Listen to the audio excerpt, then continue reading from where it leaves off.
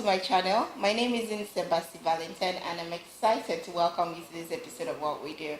So yesterday I was on our local TV here in my state. I am from Akwa Ibom state, if you didn't know.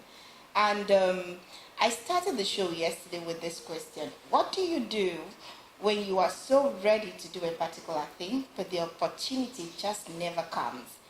And flipping the other side of the coin, what do you do if there is work to be done? You're not ready for that work, but you just have to do it. You see, I threw that question not knowing I would have to be here and get to do this with these gentlemen, but I think I find the right answer, and that is this. His name is ANIEKEME Finbarr. He is the Special Assistant to Governor Udom Emmanuel of Akwa Ibom State on New Media. He makes my guest because of this book. It's phenomenal. It's something very profound.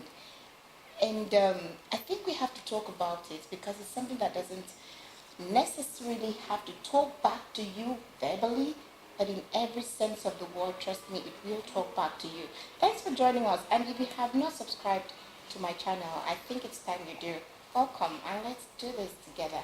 Good afternoon, and welcome to the show.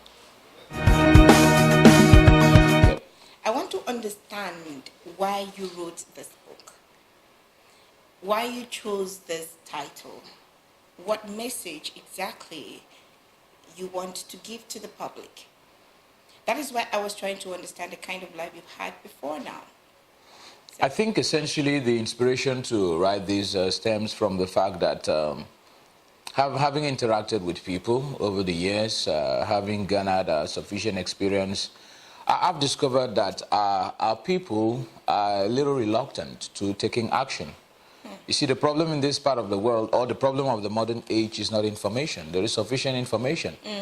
Any discipline, any field, that there is complete, total access to information. There's the internet. I mean, there is Google. There are tools wherein anybody can get information. You don't need to be a professor in a particular field. And you ask yourself, why do we still have the disparity between information and then achievements? I think the difference is in action. The problem is that our people are not taking action due to certain, certain factors. Certain factors are inhibiting our people from taking action, and that's why I thought it was a huge burden in my heart to inspire people, to inspire this generation to take action, because the difference between effectiveness and ineffectiveness, competence and incompetence, action and inaction is in daring. And the moment you dare, you've done it. There are certain factors that stop people from taking action, like fear, like procrastination, like shame, like public opinion, and several other things, including finances. So the moment you are able to confront these factors and you're able to push ahead, we needed to tell our people that it is easier to achieve the things that they think they want to achieve. It's just a little step by taking consistent and small pieces of action, and before you know it, you're already there. You would notice a thing, and it would touch you personally if you have experienced it. So was there a time in your life when you were reluctant about something, when you feared something, when you were shamed for something? Would you like to share that story? Yeah, absolutely. And I think that opens up the first chapter of the book, when you pick up a copy of DareItDoIt, where I try to begin with a personal story. And this has to be with my academic journey, where I wasn't successful in my first attempt at getting a degree at school. So after 5 years, 6 years, 7 years, 8 years, I couldn't graduate in the... When you say you weren't successful, I'm thinking you couldn't get the admission? No, I did get the admission. I was a bona fide student, but I didn't just graduate. Why? What happened? Because I didn't graduate. You see, that's the issue. Sometimes you cannot completely explain out what had happened, but a lot of things happen. A lot of things happen to people. You experience complications, whether either you're failing a course or you are unable to register for another, or you're unable to pay school fees, and a whole lot of the complications come in. But you see, the ultimate goal is that you cannot make it within the time limit that is being prescribed. And you see, the temptation is to give up. The natural, convenient action to take is to give up and say, okay, probably I can still make it without having to fulfill this. And so one of the things I've noted is that no matter how much we try to strive towards perfection, life will constantly set traps for you. The choice for you is left either to push ahead and ensure that you still confront the things that you're not able to defeat now and defeat them in future, or give yourselves the excuse that you can still go ahead without actually doing those things. So for me, my academic travels, as I'd call it, ushered in like a strong inspiration to be able to convince others that you can do it. So that was how I was able to go back to school. I mean, start afresh, literally going back through the admission process and going back to the classroom and then finally graduating. And I think that once we dare it, we can do it. Before we get to this success story, because it is success story, that's why we're sitting here today. This is a proof. Your life is a proof. But, you know, what killed so many people has been able to inspire so many other people. So I want to see if you can paint the picture of how bad it was for you before you were able to come out of your travels. Because you would know there are students who made 2-1. One committed suicide the other day, and it was all over the internet. We all hated the story. We all wrote about it, and it didn't just seem nice. There are people in school right now struggling with what you have grown out of and become victorious. So paint a story, paint a picture of what it was like for you. Yeah, in whatever circumstance you find yourself, I mean, it's never over. You should never give up. No circumstances beyond redemption.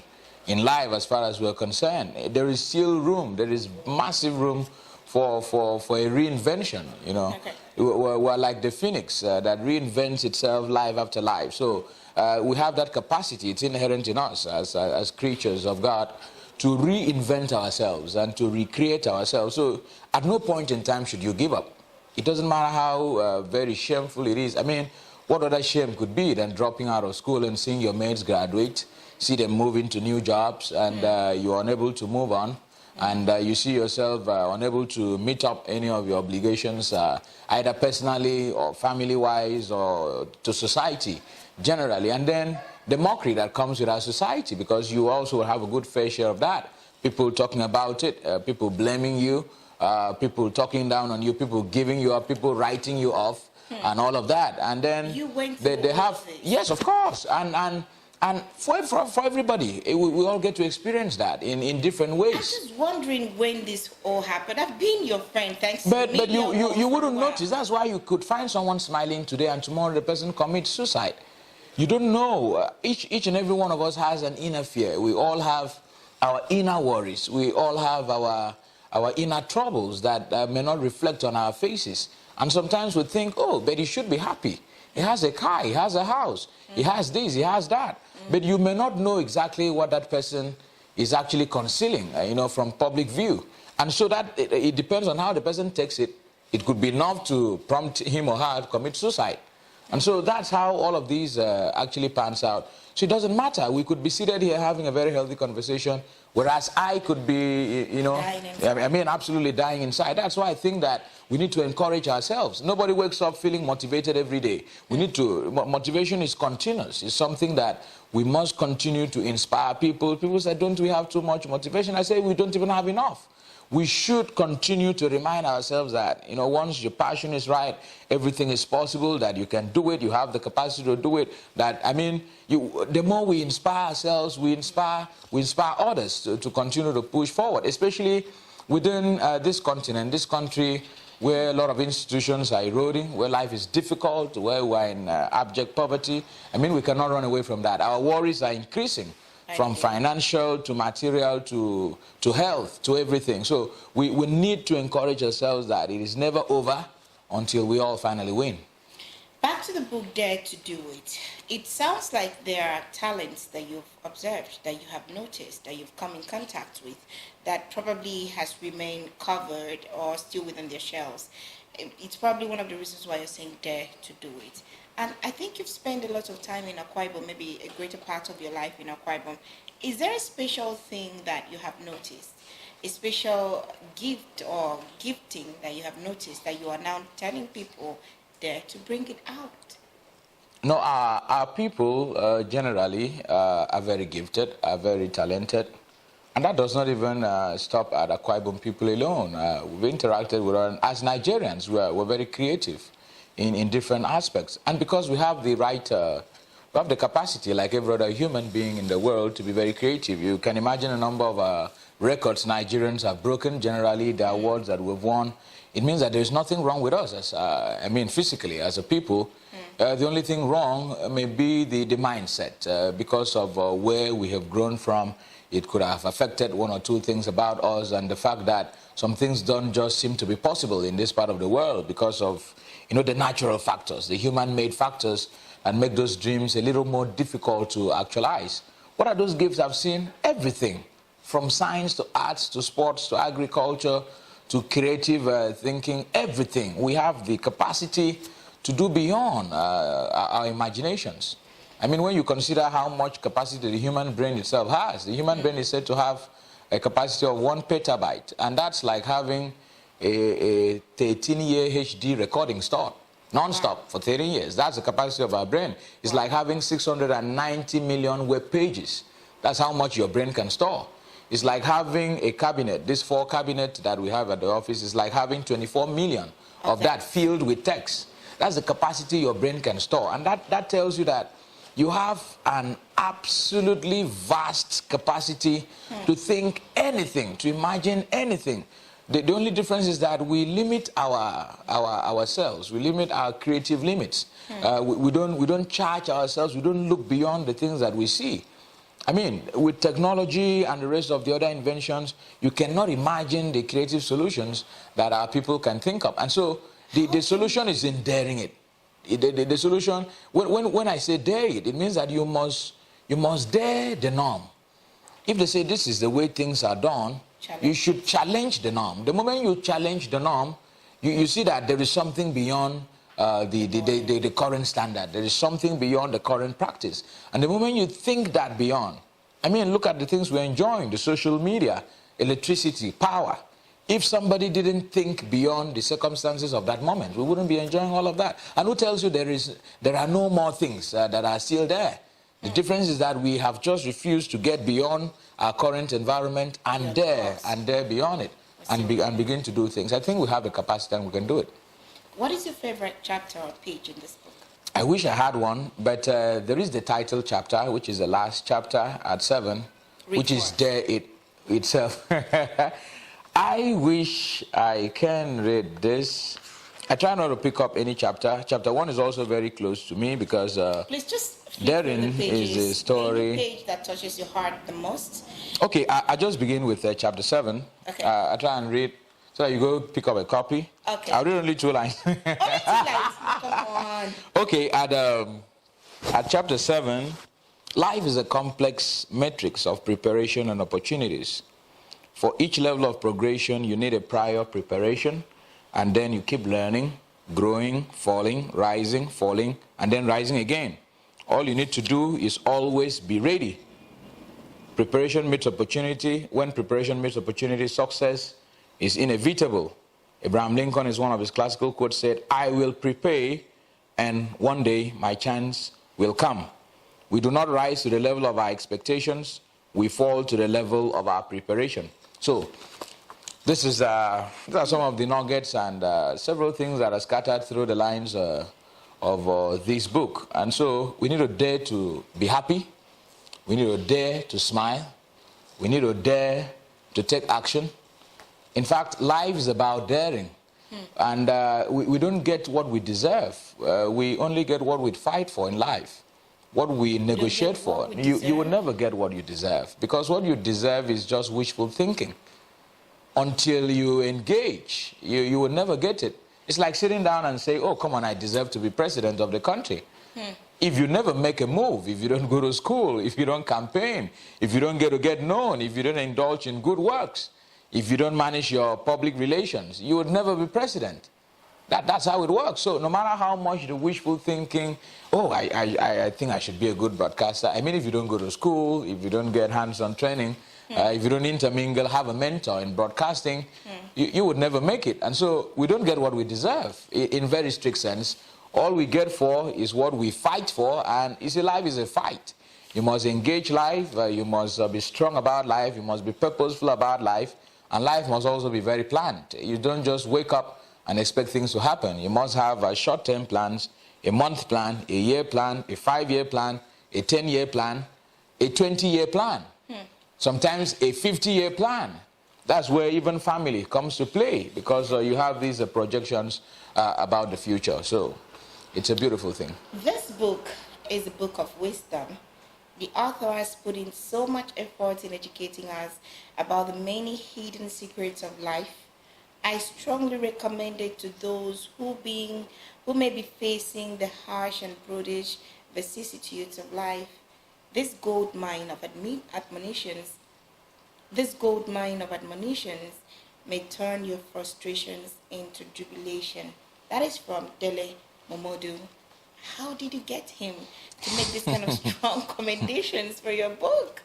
Yeah, Big Uncle, I call him Big Uncle Dele Momodu, is a very fine Nigerian, and one who is given to encouraging young people. I reached out to him, and the response was instant. He just told me, come on, get me a copy. I need to get this over so that you can go prepare for your production.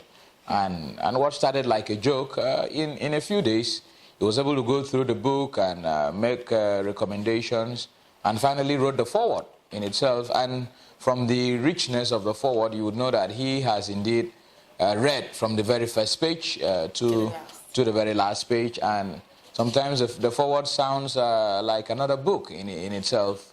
Very fine prose, very fine recommendation. So it's been absolutely wonderful. How easy or difficult was it to put together this book? Yeah, the book was written in. You don't write it all at a time. It took very few months. It took very few months or weeks. We just took it one after the other. The intention wasn't even to write a book, so it just began in series. But after a while, I thought probably we should put this together and help people. And so decided to now recalibrate it into a book form. And absolutely, even from the reviews that we've received so far from some of the friends we sent it to, it's been very, very inspiring, and we're encouraged. Am I your enemy? Well, we knew that we couldn't possibly reach out to everybody. Okay. So I tried reaching out to... I reached out more to distant friends. So like, for instance, if we're taking this book, you'll find Mwazu, I'm just wondering his why editor. Hold on. You're within reach. The editor of the leadership newspapers. So, my friend Terry Kumi, who is Channel TV correspondent. I see the big names. I see the big. No, not necessarily. Courage Mbon is here. Yeah. Really? So Courage is here, and I don't know how he sneaked in here. I'm still trying to wonder. There is also a magistrate with the Taraba State Judiciary, Honorable Dorcas Yakubu. Thank you. Wait. And all of that, Idris Najib and the rest of the guys who wrote some of the reviews. We couldn't publish all of it, but with some, with that we had, it was. Thank you very much. Was good. Could you kindly summarize this? Give us a tip of the iceberg. Maybe psych us up to want to get more than a copy. Why you should pick up a copy of DareItDoIt. I mean, this sounds almost immodest, but it's about one of the finest books you would read. Because you don't blow your trumpet. No, because it stems from personal experience. Okay. The things that are written in this book are not just plain theory. There are principles that have been applied and have produced results.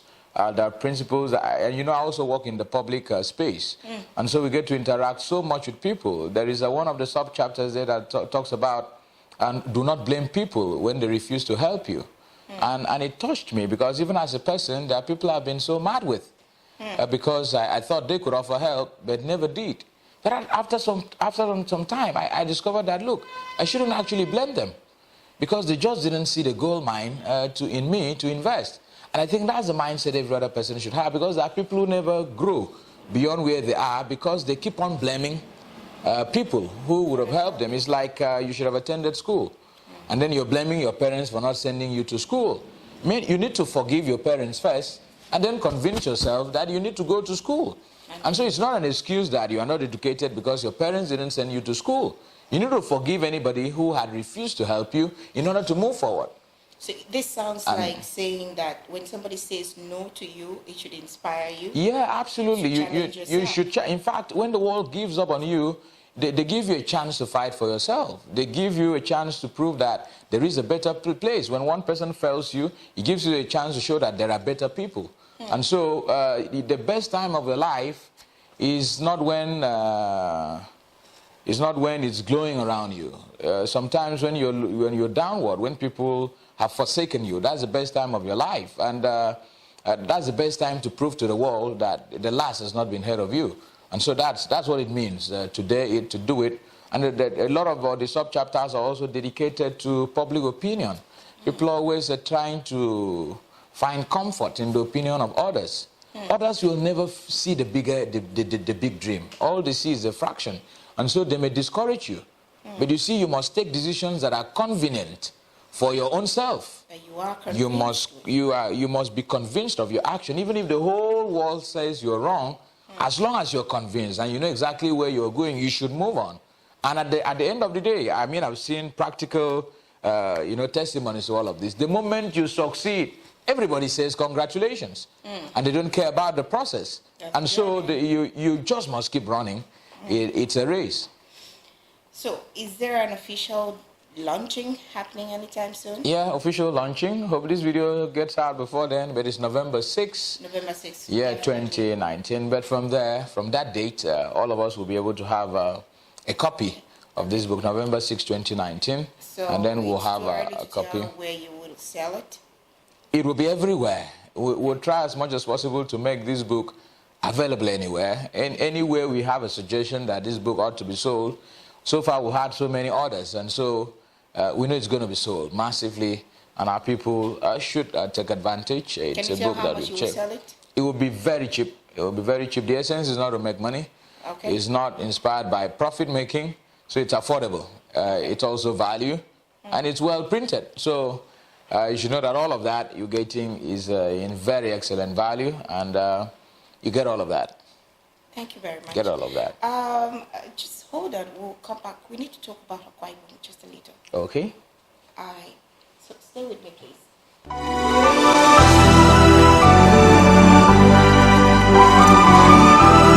The special assistant to the governor of Akwa Ibom State on new media, Mr. ANIEKEME Finbarr, specially invites you to the public presentation of his new book, Dare It, Do It, and his 31st birthday luncheon. Special guest of honor, His Excellency Mr. Udom Emmanuel, governor of Akwa Ibom State. Mother of the day, Her Excellency Deaconess Martha Udom Emmanuel, wife of the governor, Akwa Ibom State. Chairman on the occasion, Pastor O.M. Andre Essien, Accountant General, Akwa Ibom State. Book forward, Chief Dele Momodu, Chairman, Ovation Media Group. Book reviewer, Dr. Ephraim Stephen Essien, Associate Professor of Logic, Ahmadu Bello University, Zaria. Date, Wednesday, November 6, 2019. Venue, Emerald Event Center, Edetepan Avenue, Uyo. Time, 12 noon. All are cordially invited.